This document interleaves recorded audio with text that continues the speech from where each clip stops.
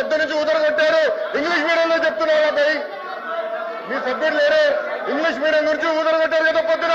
మళ్ళీ English medium చదవలేరా? పొద్దున English medium అన్నారు. అరే ఇంగ్లీష్ లో చెప్తే భయపడతారు. ఏ భాషలో చెప్పాలి భయ్? గవర్నర్ గారు చదివింది ఇంగ్లీష్ లో.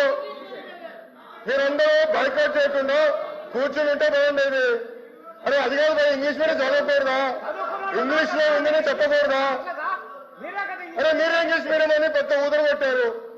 నేను స్పీచ్ ప్రిపరేషన్ వెళ్ళినప్పుడు సబ్మిట్ చేసి ఇంగ్లీష్ మీడియం ఎత్తేస్తున్నాను కూడా మాట్లాడారు. మరి ఎట్లా భయ్?